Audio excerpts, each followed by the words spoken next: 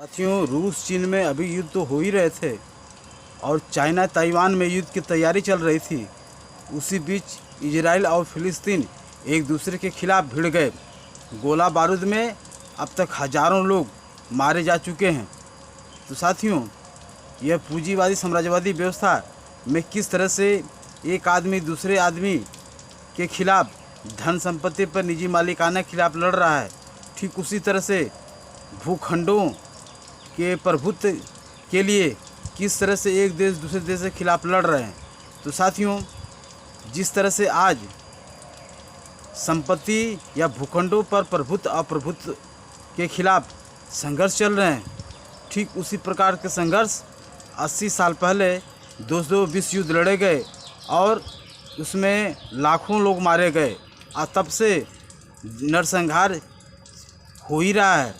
तो साथियों, जब तक ये पूंजीवादी साम्राज्यवादी व्यवस्था रहेगा तब तक धन संपत्ति जड़ जमीन के लिए युद्ध होते रहेंगे, लोग मरते रहेंगे।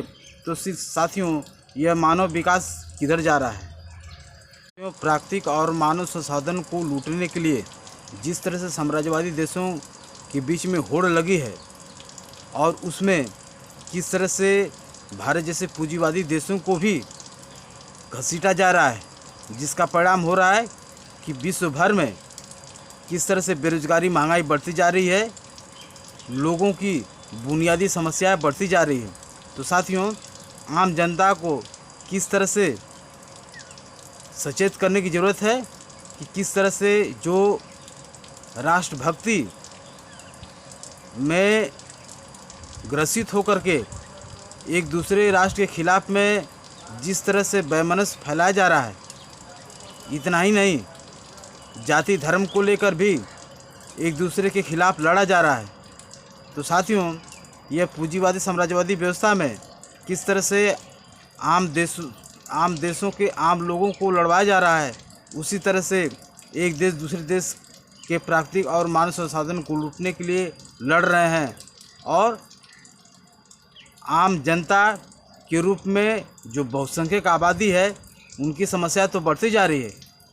तो ज़रूरत उन्हीं को है कि इस समस्या का कारण और समाधान खोजें, न कि इस विश्व में कुछ लोग जो धन संपत्ति से संपन्न है उन्हें किसी तरह की समस्या नहीं है, वह इस तरह की समस्या को समस्या न मानकर इसके समाधान को नहीं सोचेंगे।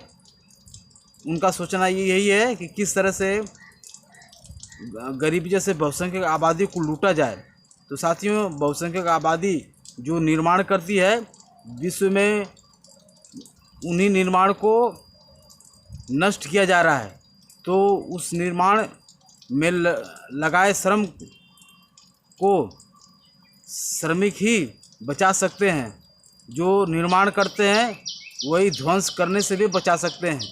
तो साथियों, आम जनता को समझना पड़ेगा कि यह पूंजीवादी साम्राज्यवादी व्यवस्था के अनुसार इस तरह से युद्ध हो रहे हैं और होते रहेंगे जब तक ये पूंजीवादी साम्राज्यवादी व्यवस्था रहेगी।